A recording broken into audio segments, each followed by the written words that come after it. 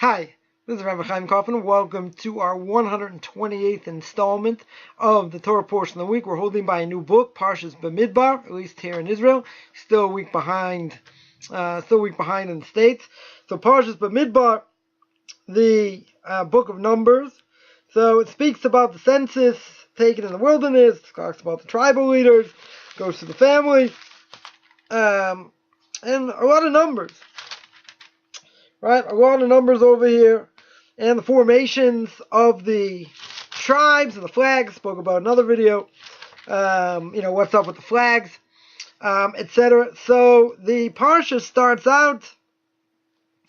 V'adber Hashem Moshe Midbar Sinai v'Ohel Moed be'echad l'chodesh hasheni v'shana hasheni l'tzeis ha'meretz Mitzrayim lemor. So Hashem spoke to Moshe in the wilderness of Sinai in the desert, in the tent of meeting, on the first of the second month, in the second year after their exodus from the land of Egypt, saying, take a census, etc. So, the Torah starts off the book of Numbers by God speaking to Moshe in the Midbar, right? Speaking in the desert, in the tent of meeting. So that is significant. Says Moiv Rebbe, Rav Gon Mushtar Moshlita, should be well. He brings down in Tam V'das, and the Kodesh Baruch Hu, God Himself, brings His Shechina. When He speaks to Moshe, where is the Shechina? Where is His presence? His presence is in the Ohel Moed, in the tent of meeting. So the Torah tells us the place in the desert. Why? Why specifically when God speaks over there, He's talking to Moshe in the desert? Or you could say, well, that's where He is. Where else did He speak to him? He's in the desert. So He says it's a hint. What's the hint over here? The hint is, just like a desert, it's a makom hefker. It's a place, it's an ownerless place. Meaning anyone can come and take stuff from it. There's nothing there. And anyone can go in there. So too, God's presence is fixed on a place in the desert. Why? Why, when they built the Mishkan, they put it together, took it apart, they moved different places in the desert. Why specifically the desert?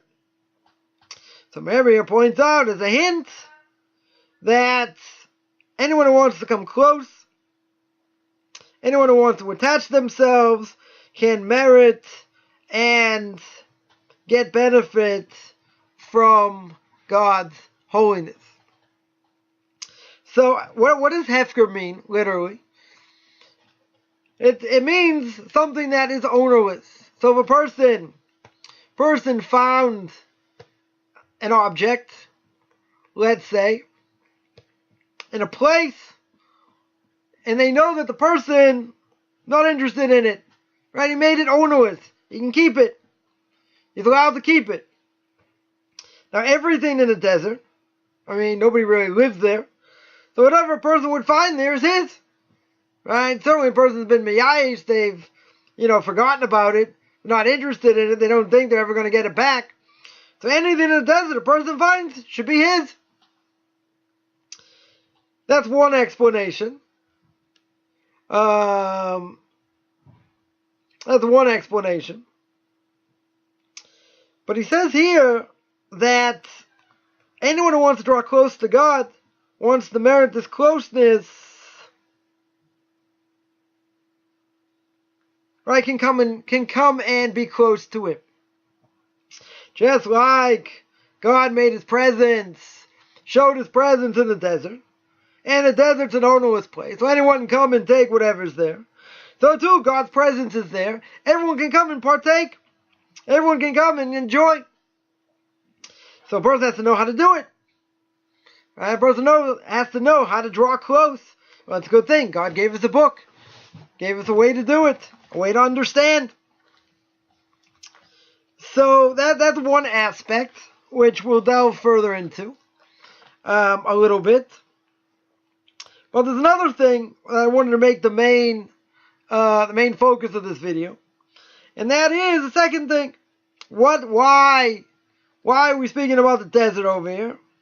Because a person has to look at himself like he dwells in the desert. That he's not dependent on what goes on around him, on the people around him and their influence. So he brings down the Rambam. The Rambam says in the 6th chapter of Hilchos Deis, he brings down over there that the way of a person is to go after the people of that place. And if he's not able to go to a place where they keep Torah mitzvahs, where they act morally, if he can't find a place, either because of bandits or, I don't know, maybe he's sick, doesn't want to be alone, or whatever the case is, if there are people that are evil and that's sin, you should go away, fight against them, and go to the desert. Now, that being said, any place today where a person lives, aren't there immoral people that live there? I mean, a person lives outside of Israel. We don't live in a vacuum. There are strong Jewish communities in different places. Doesn't mean we don't come in contact with non-Jews. Doesn't mean we don't come in contact with secular Jews, etc. They may go in a negative way. They may do the wrong thing. They may care less about God, about the Torah, about what we're supposed to do, and all that. So how can anyone ever be free from this? Not only that, if you live in a frum area, in a religious, ultra-Orthodox area, so I would say you're pretty safe. There could be unsavory individuals that live there, true. Right? There could be people that do things that they shouldn't do. Definitely true. But all things being equal, if most people keep Torah mitzvahs, or all people do, some more, some less, so that's where you should go.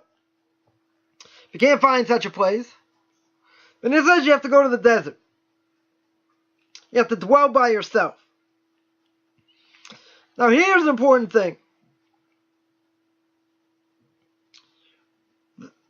The desert, there are no people there. So the influence of anyone is going to be minute or won't exist at all because there's nobody there. So a person has to make himself like a desert. And therefore, if they're bad influence, you got to get rid of them, or you have to move. So here, the Rambam tells us that we are affected by who's around us. Now, you might say, well, that person's really weak, and that person should be much stronger. Why should he care what other people do? Someone once told me, they said, if you walk down the street, you go to the beach, and you get excited, there's something wrong with you. And I said, I beg to differ. If you go to the beach and you don't get excited, then there's something wrong with you. Right? Because it's a natural urge, right? We're trying to keep this PG over here. Right? It's a natural urge. So if a person's surrounded by, these type of people on a daily basis, that isn't going to affect them in a negative way. A person's got to work on that. Certainly. So the environment that surrounds us can have a tremendously negative effect.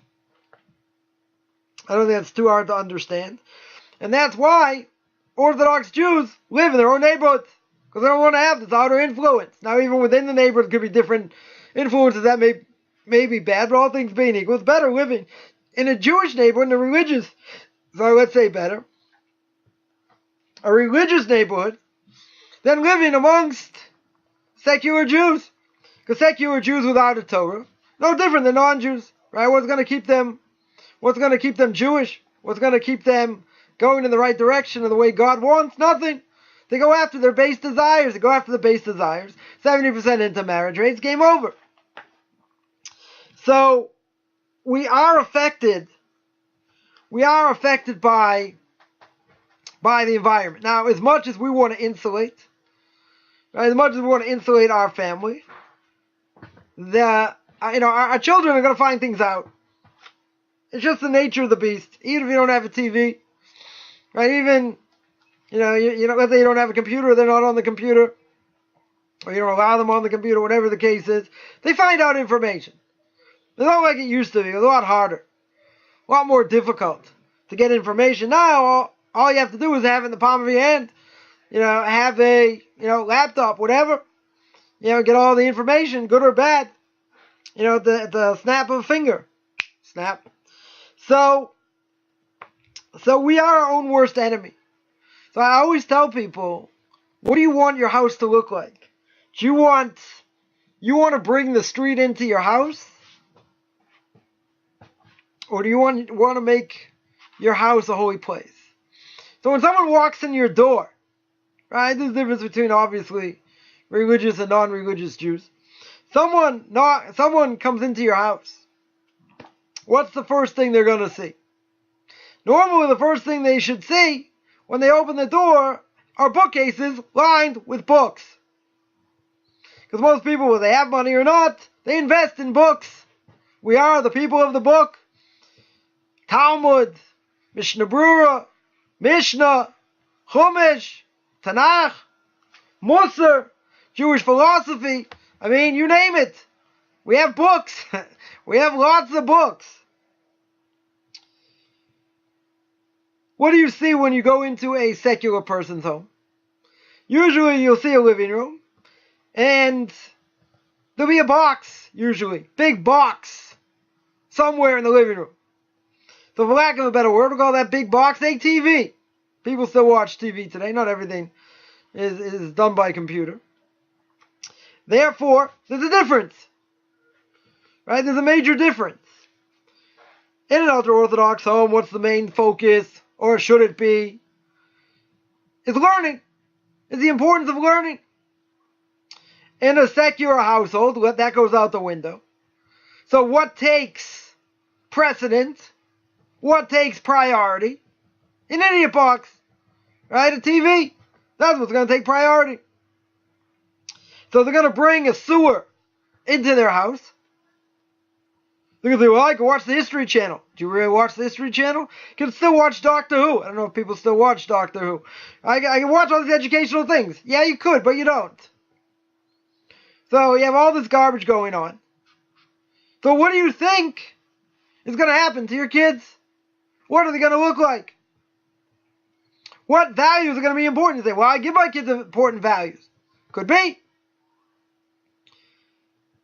But the values of the street, friends, idiot box, that's the real influence. Parents only have a certain say. But someone will say, and I've had people say, we'll see what happens with your kids. Okay, we'll see. If God forbid any of my kids ever go off, they've had a proper Jewish education. No guarantee that they're going to go in the right direction afterwards, but at least they have a fighting chance. I'll take a 90-95% success rate over a 70% disaster rate. Right? I don't think that there's much to talk about. So the main thing is what influences them. What should influence them is Torah, midos, working on character traits, wanting to become a better person, helping out at home, doing chesed, doing acts of loving kindness. These things build a person. They help a person to grow, reach potential. Doesn't mean everything's easy.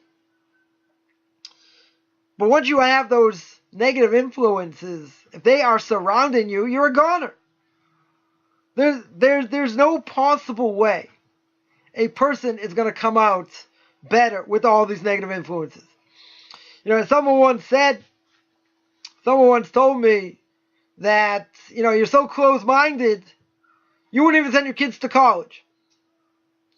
So I said that, I've never met anyone who's gone to college and come out better morally. I don't think that's too hard to prove.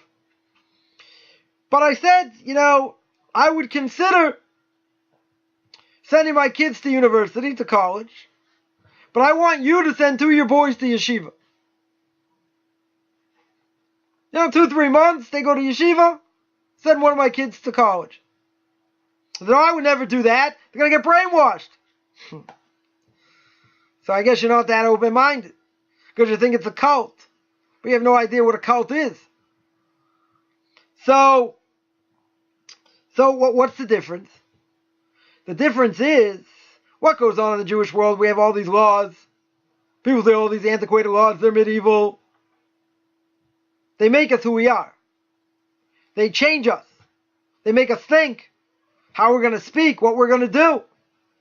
It's to benefit us, to help us reach spiritual potential. What are secular laws for? Secular laws are to make sure that chaos doesn't run wild. Because if you didn't have secular laws, then people would do whatever they want. Kill people. Drive like maniacs, even worse than they do today. It's a deterrent to keep people on the straight and narrow path. So I would hope it would work for most people. But the jails are overcrowded all over the place. So you see, there's a problem. But see, laws are there for a different reason. If you didn't have these laws, it would be absolute chaos. For the Jewish people, what are the laws for? They're set down to make us better people. To give us a foundation. To give us a base for life. In all aspects of life. So if you allow this garbage to infiltrate, then you're giving your kids a non-fighting chance to be garbage. They're not going to be able to fight against it. It's too hard. You're going to say, well, religion should be that much stronger. Why would they be tempted? What do you mean, why would they be tempted? Secular world is tempting. It looks like a lot of fun. It's an illusion. Most people today are on Prozac. Most people today don't function so well. Because if you make everything permissible, and there are no boundaries, drive you wacky. There are a lot of societal pressures. There's societal pressures also in the religious world, but it's not the same. Because in the secular world, societal pressure can make you do all kinds of stupid things. It can cause all kinds of problems. So, we don't need to tempt ourselves. Give the evil inclination extra fire. In order that we should become great through it. And overcome it. Because once you let that in, it's a Pandora's box. You're opening that box and the person may never get out. It's dangerous. So a person has to be in the secular world, you have to know how to use it. You have to work. You have to work in an office, let's say, there are men and women there. You gotta have parameters. You have to have boundaries. You gotta make sure you're not overly friendly. You can't just not speak to people. You have to find some sort of balance. But it has to be a balance. So we're stuck in the secular world for better or for worse. The only question is how to use it. So according to the Christians, secular world is bad, everything's bad. And you're born into this world bad. Alright, there's no hope. I mean, there is hope. Believe in JC and you're good. So we don't believe in that. Takes hard work. Yeah, we messed up this world, okay? Nonetheless, God gave us a Torah, gave us laws that we have to keep. We have to keep them to the best of our abilities. I mean, we're going to be perfect? No. Is it going to be a struggle? It'll be a struggle. Some people struggle in different areas. Doesn't matter. But a person has to look at Torah as being the main thing in their life. It has to be the most important thing. Everything else is irrelevant. Because of what? Making parnasa, making a livelihood, getting a job is irrelevant? No. It has a place. It doesn't matter. It's not the most important thing. Because if it comes to pass, where it's choice between a job and Torah, you take over Torah. Right? They say, listen, you have to come in on Shabbos. You may be able to sue them for discrimination. But they say, come in on Shabbos or you're fired. That's it. Torah comes first. We don't give in. It's something you have to fight for. Some people fight more for it, some people less. Again, it doesn't really matter. The point is, how do we look at the world around us? So if you're more Orthodox, secular world's not a bad place. Plenty of things we can use. Right? We can go to movies, not such a problem. Go to ball games, not such a problem. Watch TV, maybe not such a problem. You know, some people are stricter, some people not. But in general, you have this issue where they have 2 feet in the secular world, quarter of a foot in the religious world. So the kids come out cracked. As Rabbi told me a few years back, among Orthodox yeshivas today, 1 out of 4 stays religious. That means a 75% dropout rate. Why is it so high? Even in so quote-unquote the religious world, it's very simple. Because their emphasis is not on Torah. Their emphasis is not on Torah scholarship. It's important, but the secular world is equally important, if not more. Because if you would ask most people, most parents, if you had a choice, your son could be the next Ramosha Feinstein, Zatsa, be one of the great halachic arbiters of our generation, if he puts the pedal to the metal, or he could be a great doctor, big surgeon, accountant, lawyer, fill in the blank. What do you think the parents would choose? It would not be to be the next Ramosha Feinstein. 99.9 out of 100, if not 100, would never choose their son to be the next Ramosha Feinstein. Why not? Because their outlook is skewed. They've let in the secular world like it's the balabas, like it owns the place. Okay, I keep Shabbos. I keep kashrus. You know, if I'm at a ball game, there's mincha, the 7th inning, right, in Baltimore. Well, Rabbi, if you're at a ball game, you know, get a daven with the minyan. Mincha. Imagine over the loudspeaker. Peanuts, popcorn, all Orthodox Jews, mincha. Can imagine what unbelievable intention, you know, a person's going to have while praying behind the kosher stand in Camden Yards. Be that as it may, people think they can have the best of both worlds. I can tell you from experience, it doesn't work. Either you're in one place or the other. Either you're doing the right thing, as Chos Levavo says, others bring the same thing down. Either you're doing the right thing or you're transgressing. There's nothing in between. You can try and find something in between. I can save you the waste of time. You're not going to find it. It doesn't exist. If you try and straddle both worlds, the Orthodox world loses. Frumkeit loses out. So a person has to work. Okay, got to make a livelihood. It's part of the ksuva. You got to make a living. At the same time, when you're not making a living, what's your obligation? Your obligation is to learn. That's the only heter, that's the only permissibility. To work is, when you're not working, to learn. The person comes home, his wife should send him out the door. Quick dinner, go out and learn. Doesn't matter if she had a hard day, and the kids are, climbing the walls. You have to help out at home also a little bit. But see, the only permissibility to work is the fact that you got to learn when you're not working. Otherwise, you get a problem. Major problem. So this is how the secular world and the evil inclination with it seeps in.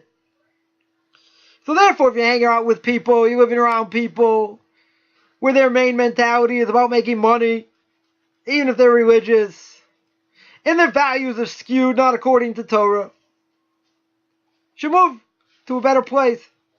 People with a similar mentality. They look religious. Kids look religious.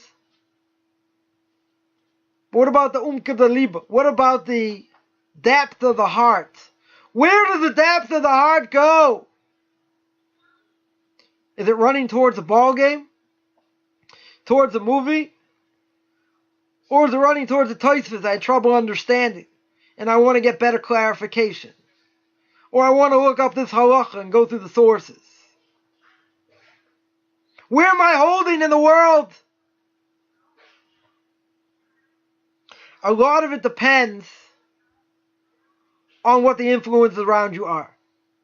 Now, I can tell you I've been very spoiled over the last 25 years, being in religious communities, around good people, striving to be the best, spiritually.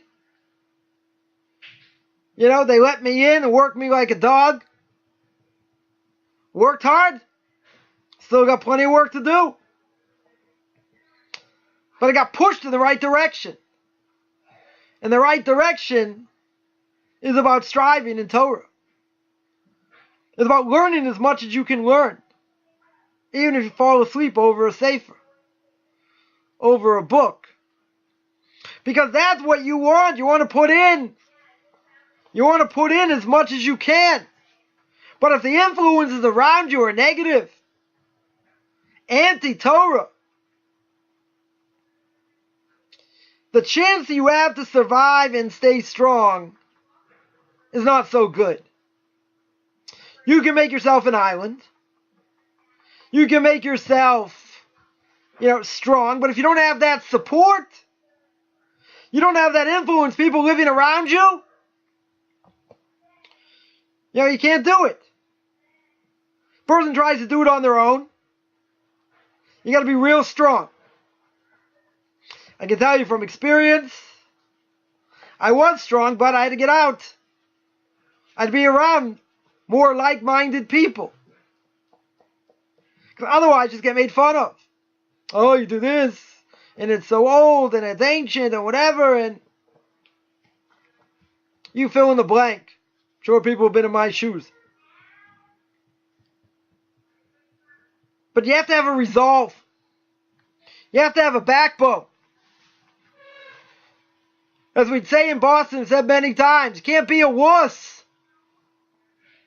You gotta fight. And having positive influences is the name of the game. Because when the majority of influences around you are bad, it's going to bring you down. Right? Anyone ever see the movie Say Anything? You have John Cusack, a bunch of guys, depressed. They're sitting in a gas and sip, right? Or some gas station, whatever. And they said, like, if you guys are so cool, what are you sitting here for? By yourselves at night. So they say, we're by choice, man, choice. We have choices. We have choices to make. We want to make the right choices. God, certainly, you open yourself up a little bit, God is certainly going to help. We do things wrong, we have to have remorse. We have to feel bad. But you have to pick yourself up, dust yourself off, and you have to make what you do in Torah a priority. The priority.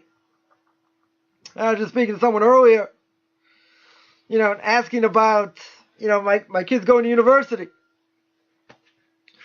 So I said, most people today do not need a university degree. Maybe I'll make a video about that. People have been brainwashed. Know plenty of people, no degree, able to make a living. Take a course here, a course there, whatever. I got a 25-year-old daughter, never gone to college, and she's had all kinds of jobs. She's gonna be running a program now through Eisha Torah, starting in Elul. Tremendous thing for someone, quote unquote, no education, no practical education. You say, but you have an Ivy League degree. Ooh, Chaim Kaufman has an Ivy League degree, Columbia University. Bow. Come on, take a bow. How much of it was really useful? Probably not very much. I don't remember it very much in art history. Certainly don't remember anything about music appreciation. Right? If I hear Beethoven's Fifth, I just like bother me because I had to listen to it so many times. Made me a better person, more open-minded, more well-rounded. No. There's a lot of stuff there. That was heresy. Absolute heresy. Send the kid to university is what you're sending them to. So that's not the topic. But the point is, you come in contact with all these different types of people and all these quote-unquote different types of philosophies that totally go against Torah. It's going to have an influence. First, that's be the Rock of Gibraltar. You got to be strong as fire. What do you think? You're gonna fight? You're gonna fight City Hall? You're not gonna fight City Hall. You know, they're teaching evolution like it's the greatest thing since sliced cheese. What? You believe in the Bible? You believe what the Bible says? Take it literally? Evolution makes no sense. But they'll swear by it. Because that's the only thing they have. Outside of evolution, it's either that or the Bible's true. But parents think they know what they're doing best for their kids. Got to get them a good education. Solid education. Otherwise they won't get a job. Not true. One of the biggest fallacies that ever existed. So someone would say, well, you didn't get to where you are. You know, it certainly didn't hurt you. If I would know what I know in the secular world in sports alone, with all the time's been wasted with that, I would have been one of the Torah giants years ago.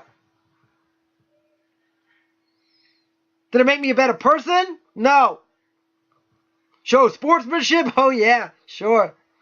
Watch what goes on, these prima donnas, and how they're treated and what they do.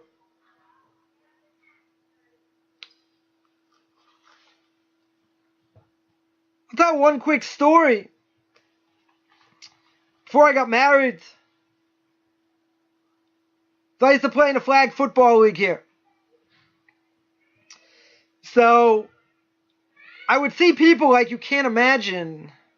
Okay, it was, it was fun. I'm not going to say it wasn't fun. Got some exercise also. Won a few games. But to see how people acted on the field, behemoths. They were animals. Absolute animals. Imitating other athletes. Showing people up. Talking trash. I mean, it's fun in sports. See people trash talk all the time. It brought out sportsmanship? Certainly not. Camaraderie? To a point. Brought out the worst in people. So in the middle, I just quit. I wasn't, I wasn't so old. I was in my 20s, early 20s. It was nauseating. It's one thing, competition is fun and this and that. But you act worse than any non-Jew. Well, what's the Torah that you're learning worth? So when I saw that, I understood what my Rebbe here says. What others say the same thing. We go after our environment. If you want to see how a person acts and they're a total gentleman on the field, even when they lose or something happens, and they show total sportsmanship, yeah, then you see the influence of Torah. But when you see them act like absolute animals, capital A, oink, oink, moo, you see them act in such a way, you ask the following question: what is their Torah worth? You're going to say, listen, the person had a bad day, they were struggling, someone showed them up, whatever. Most people know I hate excuses. I don't care why somebody did what they did. So someone trash talked you, you're going to trash talk them back? Sure, it's part of the game. It's part of the fun. Gets the adrenaline rushing. So you go out and catch that ball, make that tag, pull that flag. Because they really, people think about that.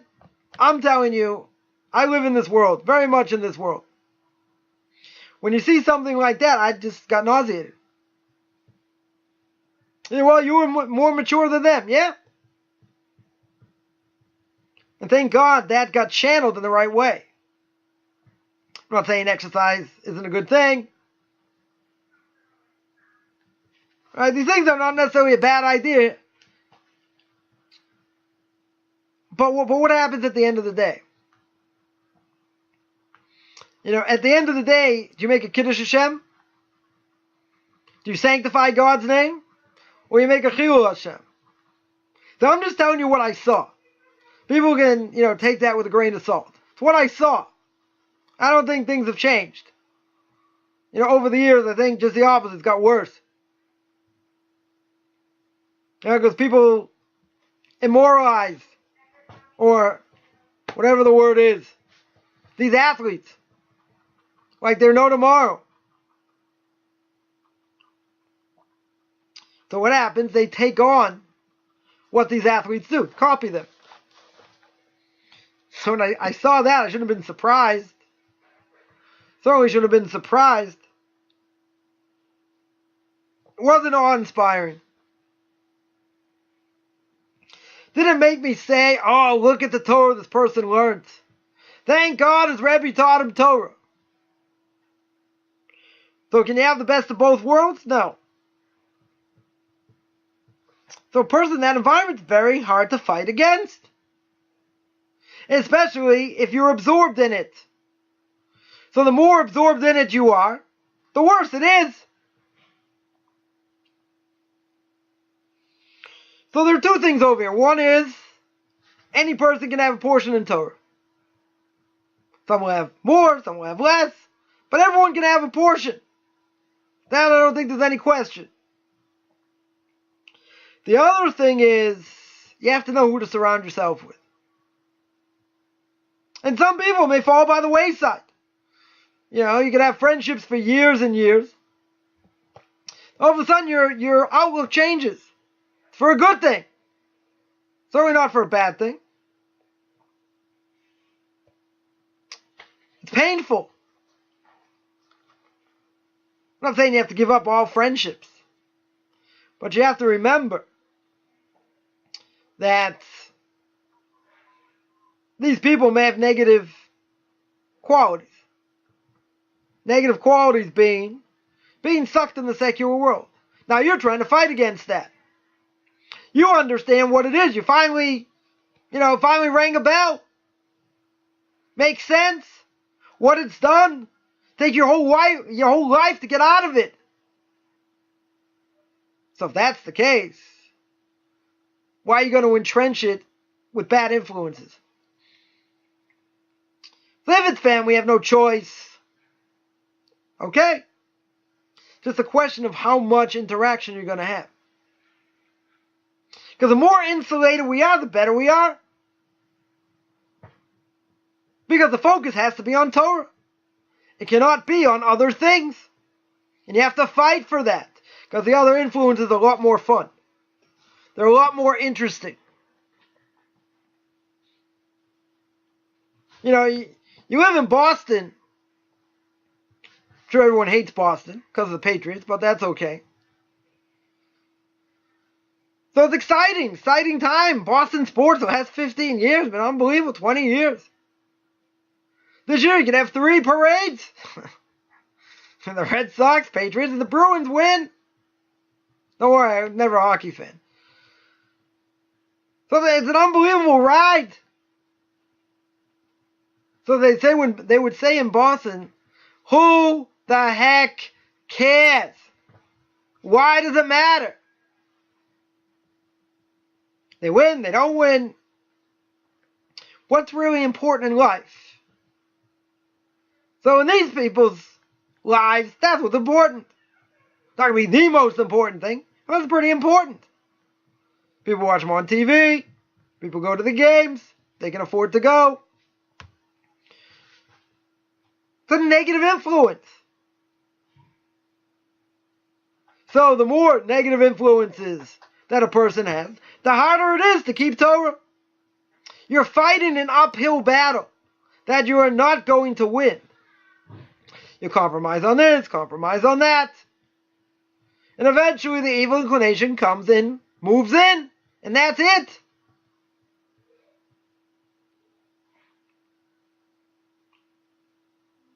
So if a person really wants Torah, you got to grab it. You got to look at it like, I can have a portion just like anyone else. I can learn just like everyone else. If you don't know how to learn, find someone to teach you how to learn. Listen to videos. Listen to classes. Hopefully that they're good. But you have to be immersed. You want to convert, you got to be immersed in it. It's got to be the single most important thing in your life. Not just like, I feel like doing it, I don't feel like doing it. You have to live among same-minded people. Because if you don't, the other influences will destroy. And what do you need to fight? Why in the world do you need to fight against others? It's not worth it. Especially if it's family. Never ends well. We have to stay on the straight path. Attach ourselves to God. Do what He wants at all times. Get rid of all the negative influences that are out there, as much as we can. Have proper boundaries, limits. Because at the end of the day, what do you want to look like? What do you want your house to look like? Is it filled with a sewer? Or is it filled with Torah, mitzvahs, chesed? At the end of the day, it's a question of how badly we want it. And if you want it bad enough, you'll do whatever it takes. But a person has to realize what they're up against. As I've heard Reb Brevda, Zecher Tzadik Livrocha, may his name be blessed, say many times, anyone who grew up in America, take your entire life to get this nonsense out of your mind. Billboards, advertisements, consumerism. Don't get me wrong, there's a lot of great Torah in America. A lot of very strong communities in America. Still America. The influence is tremendous. They have to know what to take in, what to spit out. Because if you don't, and you allow everything to come in and it's not filtered, very, very hard. Very, very hard to fight against. So the Jews get the Torah in the Midbar. They get it in the desert. I can come and partake. I can come and understand at my level. I can find people to teach me. But Torah is for everyone, meaning Jews. Non-Jews want it, okay. They'll convert or not. There's Torah for them also. They have to know how to tune in. It's life-changing. But it's only life-changing if you make it the focus. If it's a quarter of a focus and 3/4 of a focus on other things, you know what takes priority. And once we know what takes priority, then you got to go out and do it. And you go attack it. And you got to make it like it's your own. So I want to remind people that I have 2 question and answer sessions every Tuesday and Thursday, 10 o'clock in the morning, New York time. I have a class on duties of the heart. Duties of the heart. Every Tuesday, 9 o'clock. 9 o'clock New York time. We're actually going through Shar B'Tachon, gate of Emunah, belief in God, faith, so to speak. And I also have conversion classes. Anyone interested in that, certainly find me on Facebook, Beyond Orthodox Conversion and Judaism. Or you can send me an email at rabbichaimkoffman@gmail.com, RABBICHAIMCOFFMAN @gmail.com. Have a great Shabbos.